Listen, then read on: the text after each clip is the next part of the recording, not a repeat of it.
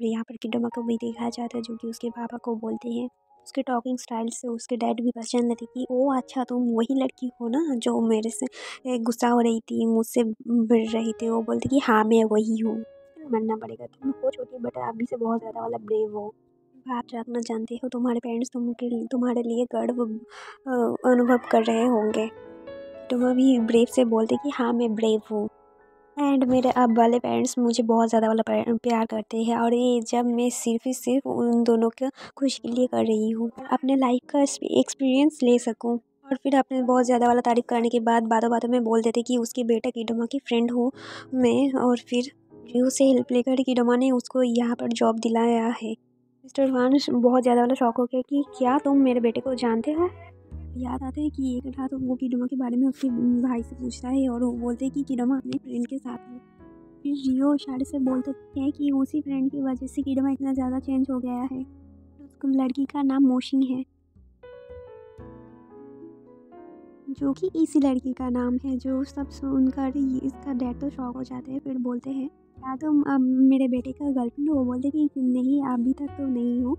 अब डैड हैरान से उसको देखने लग जाता है, यानी मेरा बेटा अब डेट भी करने लगा है। तभी किडोमा अपने एक वीक के सैलरी को चाहता है उसके डैड के पास। वो बोलते कि मैंने उतना भी कुछ गलत नहीं किया है कि मैं मेरे 1 वीक की सैलरी भी नहीं लूँगी।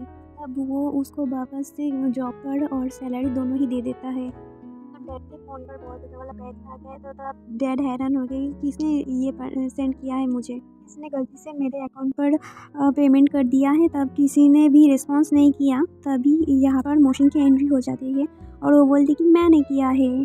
तो हैरान हो गए कि तुम्हारे पास ऐसे पैसे इतना पैसे कैसे आया। वो बोलने लगते कि मैं अपने दोस्त किडोमा के रेस्टोरेंट पर काम करती थी। वहाँ पर उसकी मॉम भी आ जाती है उसकी बातों को सुनने के लिए। फिर काम कर रही हूँ और ये 1 वीक की सैलरी है। और ये सब सुनकर उसके पापा तो बहुत ही ज़्यादा होश उठ जाते हैं इन दोनों के लिए कि 1 वीक की सैलरी इतना ज़्यादा वाला। मैं तो अब हमारा तो मंथली इनकम भी इससे कम है। अभी यहाँ पर बोलते कि तुम लोगों को अब टेंशन करने की बात नहीं है और आंटी से डरने की भी ज़रूरत नहीं है बिकॉज आपसे रेंट मैं दिया करूँगी। और वो वहाँ से निकल जाता है। तब उसके मम्मी पापा उसको हैरानी से देखने लगे और रात भर दोनों बात करने लगे किडोमा के बारे में, मतलब कि मोशिंग के बारे में। वो बोलते कि किडोमा और मोशिंग अगर डेट तो नहीं कर रहे हैं ना, क्योंकि इतने बड़े होटल में वो कैसे इसको जॉब दिला सकती है। नहीं तो उसकी मॉम परेशान होने लगी उस वजह से वो एग्ज़ाम पर फोकस नहीं कर पाएगा, उसका तो फ्यूचर बर्बाद हो जाएगा। पापा बोलते कि लड़का अच्छा है बट इन दोनों की डेटिंग के बारे में हमें सोचना होगा बिकॉज किडोमा बहुत ज़्यादा ही रिच है। तब मॉम बोलने लगी जब से मोशन की हरकत कर रही है तब से उसकी पर्सनैलिटी भी कैसे कैसे चेंज हो रही है। इसके बाद हमें इन दोनों को दिखाते थे जो कि रूफटॉप पर बैठे थे, जहाँ पर किडोमा बोलती कि मुझे नहीं पता था तुम्हारा डैड इतना अच्छा है, यानी मुझे नहीं लगता था कि वो मुझे जॉब पर फिर से ले लेगा। शायद मैं इस टाइम लड़की हूँ इसलिए उसने मेरे साथ काइंड बिहेव कर लिया। तो फिर मोशन समझाने लगी कि नहीं तुम्हारे फादर ऐसे नहीं, तुम्हारे फादर नॉर्मली अच्छे ही हैं। तो उन्होंने तुम्हारे लिए बंस बनाए थे। और किडोमा बोले कि हाँ उस लिए तो तुमने खा लिया था मेरे बंस को। फिर वो बोलते कि डोंट वरी नेक्स्ट टाइम बनाएगा तो मैं तुम्हारे लिए ज़रूर ले आऊँगा। और यहाँ पर नेक्स्ट सीन में दिखाया जाता है कि यहाँ पर आके मोशन के नाम पुकारने लगा। बोलते कि जियान ये यहाँ क्यों आया है। फिर वो दोनों उसके पास जाने लगे। जियान ने मोशन के लिए शेक लाया था इसलिए वो थैंक यू बोलकर उससे ले लेता है। यहाँ पर उसको बहुत ज़्यादा वाला क्लोज आ जाता है और यहाँ पर मोशन को चिल्लाने लगता है। रोज़ को बोलने की देखो ये मेरा बहुत ज़्यादा क्लोज फ्रेंड है, इसका नाम है जियान। और यहाँ पर जियान उसके इतना क्लोज बिहेवियर से चौंकने लगे और शॉक होने लगे। यहाँ पर मोशन तो बहुत ही ज़्यादा वाला गुस्सा कर रहे थे उसके ऊपर कि ये तुम क्या कर रहे हो मेरे बॉडी पर रहकर। वो डर से उसके कंधे से हाथ उतार लेता है और यहाँ पर उसके मिल्क शेक को यहाँ पर मोशन को दे देता है और वो दोनों टेस्ट करके बहुत ज़्यादा वाला तारीफ करने लगता है। यहाँ पर जियान बोलते हैं चलो तुम्हें पसंद आ गया है। लेकिन यहाँ जब शीन को दिखाया जाता है जो बहुत ज़्यादा वाला जेलस हो रहा था कि ये तो दोनों लड़के के साथ फ्लर्टिंग कर रहा है, ये इसे तो सबक सिखाना ही पड़ेगा।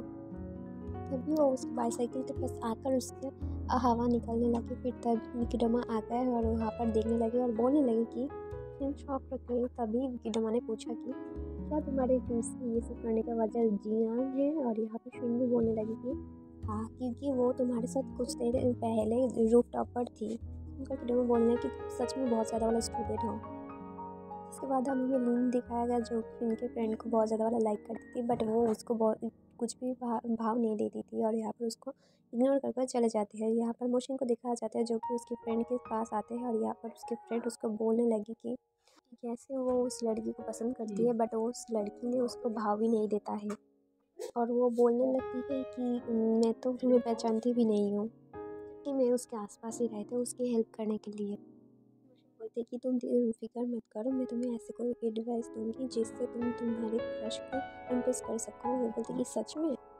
शीन और किटमा को दिखाया गया जो कि क्लियरली उसको बोलते कि मुझे जियान पर कोई भी लेवल की इम्प्रेशन नहीं है और कुछ भी इंटेंशन नहीं है उसके बारे में मेरा, बल्कि मैं तो किसी और को प्यार करती हूँ। वो बोलते उसको बिलीव नहीं हो रहा था, तब किटमा ने बहुत ज़्यादा वाला जियान की बुराई कर दी थी, फिर उसको बिलीव आ रहा था।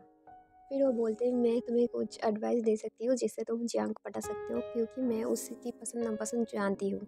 सब छोड़ दो, यानी कि तुम इसके पीछे पड़ने को छोड़ दो, क्योंकि कोई भी लड़का नहीं चाहेगा कि उसके पीछे कोई लड़की पड़े और वो उसका गर्लफ्रेंड हो। यहाँ पर उसको समझ आने लगी और वो बोलने लगी कि मुझे तुमसे फ्रेंडशिप करनी है क्योंकि तुम ही एक हो जो कि मुझे जियांग से रिलेशनशिप के एडवाइस दे सकते हो। तो बोलने लगी कि तुम क्या मेरे फ्रेंड बनोगे? वो बोलते कि हाँ बिल्कुल।